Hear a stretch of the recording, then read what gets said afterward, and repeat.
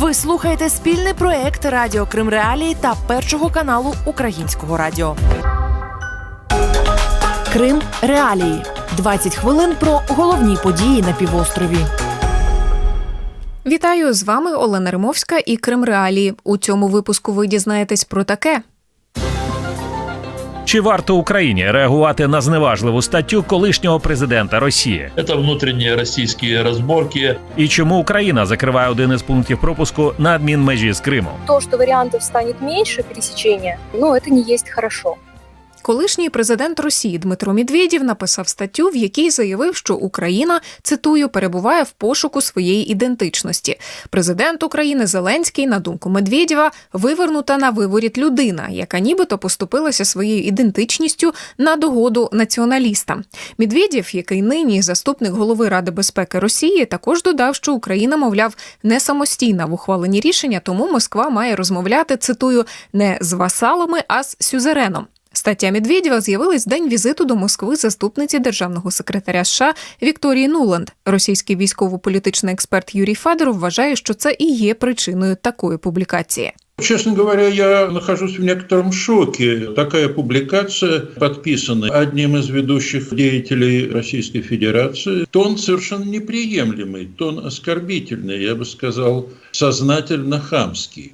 Думаю, что эта статья появилась не случайно именно в тот момент, когда в Москву прилетела заместитель государственного секретаря Соединенных Штатов, отвечающий за отношения Америки с Украиной и Россией. Месседж, который содержится в этом тексте, по сути дела, их два. Первый – это ясно совершенно сказано, что с нынешним руководством Украины Москва вести переговоры не будет. Второе, тут просто бросается в глаза, скажем, желание ослабить позиции президента Зеленского, сказать, что вот как же так, вы потеряли свою идентичность, а потому вообще о чем с вами разговаривать. Окремо Медведєв у своїй статті зупинився на українських ініціативах, що стосуються окупованого Криму. Колишній президент Росії зневажливо відгукнувся про ухвалений цього року закон України про корінні народи та Кримську платформу, перший саміт якої відбувся в Києві 23 серпня. Голова Меджлісу кримськотатарського народу Рефат Чубаров припускає, що своєю статтею колишній президент Росії хотів перш за все нагадати про себе. Чубаров, на відміну від Федорова, не вважає Медведєва помітним політичним діячем сучасної Росії. Медведев уже не просто на обочине внутренней российской политики. Это человек, который стал маргиналом в глазах самого российского общества. Медведеву надо было каким-то образом о себе напомнить Путину о том, что он еще может быть полезным. А офис Путина предложил ему таким образом подать свой голос. И, соответственно, нам надо так и относиться к этой статье. Это внутренние российские разборки. У Кремлі статтю і мотиви колишнього очільника не коментували. Раніше цього року свою статтю про російсько-українські відносини опублікував чинний президент Росії Володимир Путін. Вона називається «Про історичну єдність росіян та українців». Виконавчий директор Інституту світової політики Євген Магда вважає, що керівництво України неодмінно має відреагувати на статтю Дмитра Медведєва. Це найбільш брутальний випад на адресу України і українських посадовців, власне. Я не знаю, чи була вже реакція українського МЗС на дебільну Кримську платформу, так, і вивернутий Зеленський. Тобто, я думаю, що це точно потребує реакції українського МЗС, тієї простої причини, що відносини між нашими країнами дипломатичні не розірвані, вони існують, і треба викликати російського дипломата і тикати його носом в це словесне лайно, перепрошую. У МЗС України статтю Дмитра Медведєва не коментували. Натомість радник голови Офісу президента Михайло Подоляк назвав публікацію, цитую, «міксом із пропагандистських кліше і невпевнено сформульованих класичних внутрішніх образ». Виконавчий директор Інституту світової політики Євген Магда не виключає згадану раніше версію про те, що стаття такий собі подарунок до візиту в Москву заступниці державного секретаря США.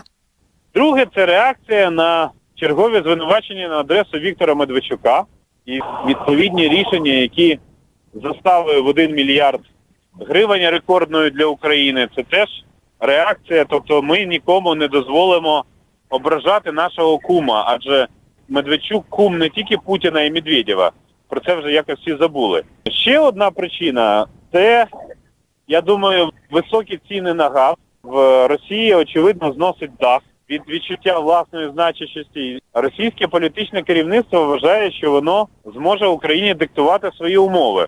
Четверта, ну і, можливо, головна причина – це демонстрація того, що прагнення Зеленського добитися зустрічі з Путіним, воно не може бути реалізовано ближчим часом. У квітні цього року Володимир Зеленський закликав Володимира Путіна зустрітися в будь-якій точці українського Донбасу, де йде війна. Президент Росії у відповідь заявив, що готовий зустрітися, але в Москві. Зустріч поки не відбулася. Ви слухаєте Крим Реалії. Із 19 жовтня Україна закриває пункт в'їзду-виїзду з Криму Чаплинка. Таке рішення ухвалили в Херсонській обласній державній адміністрації. Заступник голови ОДА Микола Якименко пояснив Крим Реалії, причина – вкрай низька завантаженість цього пункту на адміністративній межі між окупованим півостровом і Херсонською областю. Перш за все, це низький поток громадян. Друге, це ж треба утримання, дуже велике утримання на цей пропускний пункт. І по-третє, поряд є КППВ, який діючий, зроблений з повним оснащенням і все інше. Нині на адмінмежі з Кримом 3 пункти пропуску. Крім Чаплинки, це також Каланчак, що розташований відносно неподалік, та Чонгар. Із червня Чаплинка закрита на ремонт. Пункт мав відновити свою роботу у вересні, але нині стало відомо, що його закривають узагалі. У Херсонській ОДА кажуть, рішення узгоджене з Державною прикордонною службою та Міністерством реінтеграції тимчасово окупованих територій. Перший заступник міністра Ростислав Замлинський також обґрунтовує рішення низькою активністю на Чаплинці. Левова частка цих перетинів припадає на Чонгар і Каланчак, тобто приблизно 50/50. Чаплинка – це до 10 перетинів в день. Чаплинка використовувалася виключно тими особами, які ходили на роботу, напевно, там на відповідні підприємства, які тимчасово також окуповані і мусять працювати по правилах Російської Федерації. Доцільності її, щоб обслуговувати інтереси одного підприємства чи, скажімо, надавати можливість кільком людям, які можуть поїхати там 16 кілометрів чи 17 і перетнути на Каланчаку, з фінансово-економічної точки зору, з бюджетної точки зору, тримати там всю інфраструктуру, воно нам видається не зовсім правильно. У Фейсбук-групах, де обговорюють питання перетину адмінмежі між Кримом і Херсонською областю, деякі користувачі критикують таке рішення. Мовляв, тепер нарешті пунктів пропуску зросте кількість людей, а отже процес в'їзду-виїзду займатиме більше часу. Таке саме припущення робить у розмові з Крим Реалії активістка з Криму Ельмас Акимова.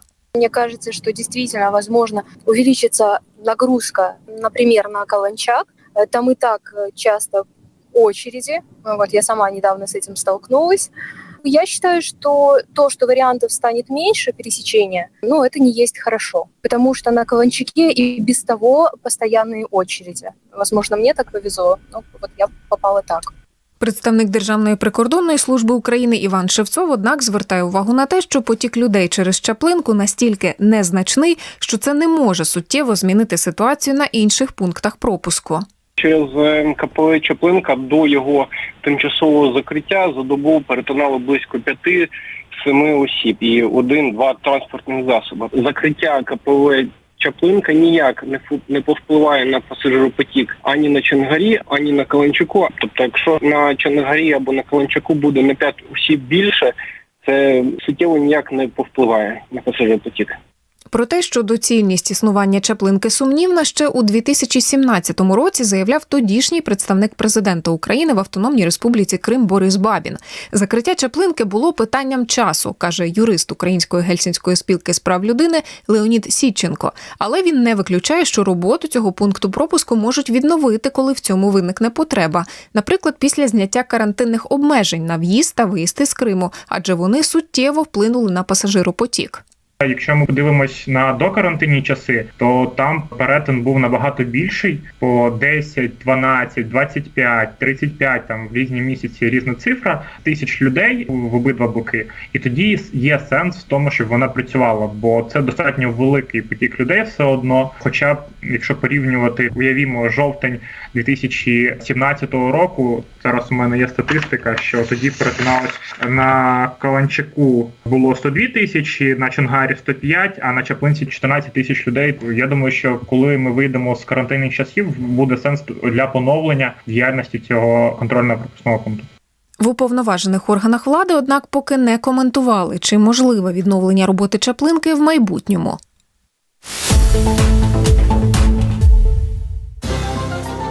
Далі у програмі. Чому Росія відправила затриманого у Криму Джеляла на психіатричну експертизу?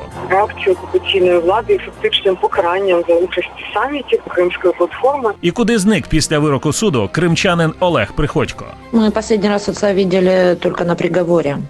Заступника голови Меджлісу кримськотатарського народу Нарімана Джеляла перемістили зі слідчого ізолятора в психіатричну лікарню для проведення експертизи у справі про диверсію на газопроводі. Російські силовики затримали Джеляла на початку вересня. Спершу вони інкримінували йому посередництво між українськими спецслужбами й іншими двома кримчанами. Ті нібито мали підірвати газопровід у Сімферопольському районі. Однак згодом посилили обвинувачення. Тепер Джелял – один із 3 підозрюваних у скоєнні диверсії. Сам він свою провину заперечує і наполягає, що справа – відповідь Росії на його активну громадянську позицію. Адвокат Джеляла Микола Полозов у розмові з Кримреалії розповів, якою може бути мета переміщення його підзахисного в психіатричну лікарню. Предполагаю, что существует несколько целей, из-за чего следователь ФСБ принял такое решение. Первое – это обезопасить самого себя. Следствие таким образом огульно направляет на экспертизы многих крымских татар, чтобы в последующем не было никаких разговоров о том, что они там невменяемые, не способны сами себя защищать и так далее. То есть такая перестраховка со стороны следователя, хотя для назначения экспертизы нужны основания. Но основная цель, на мой взгляд, заключается в попытке таким образом скрыть Наримана Джелялова от общественности, не дать ему возможности выступить, в том числе на суде по продлению меры пресечения, который должен состояться в конце октября, в начале ноября. Сам Наріман Джелял раніше відмовився від психіатричної експертизи, але тепер його відправили на неї примусово. Така процедура може тривати від 3 до 4 тижнів. Перша заступниця представника президента України в Автономній Республіці Крим Дар'я Свиридова упевнена, те, що відбувається з Наріманом Джелялом, це покарання за участь у саміті Кримської платформи.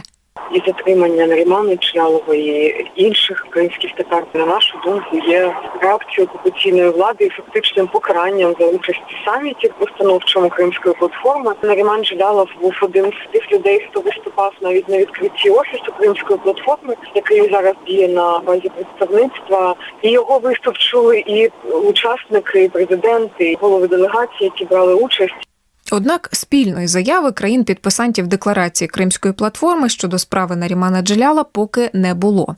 Експерт Кримської правозахисної групи Олександр Сідов звертає увагу на те, що примусова психіатрична експертиза не нове в практиці російських силовиків у справах кримських політв'язнів. Мы зафиксировали не менее 49 случаев помещения людей на экспертизу в психиатрическую больницу, это только в рамках политическо-мотивированного преследования. То есть это касается как тех, кто уже был лишен свободы, то есть находился в СИЗО, так и тех, кто находился, например, под домашним арестом, и их фактически лишали свободы, таким образом помещая на месяц в психиатрическую больницу. В принципе, первый случай, который нам зафиксирован, это случай в отношении Ильми Умерова в августе 2016 года, когда человек, который находился под домашним арестом, на 3 недели поместили в психиатрическую больницу. Или случай уже недавний, это около года назад, когда Александра Сизикова посадили в психиатрическую больницу, человек, который инвалид по зрению, он слепой, находился под домашним арестом, его поместили в психиатрическую больницу на месяц. Ему там единственный, кто мог помогать, это сотрудник психиатрической больницы, и он переживал, что как мусульманин, чем его кормят, чем его колят, потому что он не знал, какие именно препараты у него вводят. Перша заступниця міністра закордонних справ України Еміне Джепар назвала переміщення Нарімана Джеляла на примусову психіатричну експертизу каральною практикою в найкращих радянських традиціях. Російський правозахисник і дисидент Олександр Подрабінек погоджується, паралелі напрошуються. Это действительно похоже в какой-то мере на ту систему, которая существовала в Советском Союзе. Но я бы сказал, что это скорее не карательная психиатрия, а карательная система и карательное отношение к политическому инакомыслию. Потому что, строго говоря, карательная психиатрия начинается с момента вынесения врачами-психиатрами диагноза, который требуют от них органы госбезопасности, да, когда они начинают злоупотреблять своим профессиональным долгом. У них до сих пор, по крайней мере в Крыму, ничего с этим не получалось, потому что в отношении политических инакомыслящих, критиков российского нынешнего режима, заключения об их невменяемости принято не было. Врачи пока что ведут себя достаточно лояльно по отношению к своей профессии. Но сам факт того, что госбезопасность пытается направить следствие по такому пути, конечно, вызывает тревожные ожидания. Міністр закордонних справ України Дмитро Кулеба цього тижня закликав Євросоюз застосувати до порушників прав людини в Криму новий глобальний механізм санкцій ЄС. Цей механізм у Брюсселі погодили в грудні 2020-го. Обмежувальні заходи застосовуватимуться щодо таких вчинків, як геноцид, злочини проти людяності та інші серйозні порушення прав людини, наприклад, тортури, рабство, позасудові страти, довільні арешти або затримання. Докладніше про ці та інші події ви можете прочитати на сайті Крим Реалії. Родичі одного з політв'язнів Кремля, кримчанина Олега Приходька, вже кілька місяців не отримують від нього ніяких звісток. У липні стало відомо про те, що Росія етапувала Приходька у в'язницю Володимирський Централ. Відтоді, розповідає дочка кримчанина Наталія Швецова, новин від батька немає. Мы последний раз отца видели только на приговоре. Больше мы не получали от него никаких известий. Его этапировали, нам единственное пришло только письмо, это было в июле месяце, о том, что он находится в Владимирском Централе 2. Мы послали отцу посылку, денежный перевод, он его получил. Мы письма писали, и ни одно письмо, до сих пор с ним связи нет у нас. Хотя получила письмо активистка, которая ему тоже писала, но тоже с очень большой задержкой, но нам пока что писем никаких нет. В письме, которое он отослал, он просит индекс, так как он не знает, и спрашивает о том, почему мы не пишем. ФСБ Росії затримала жителя Сакського району Олега Приходька в жовтні 2019 року.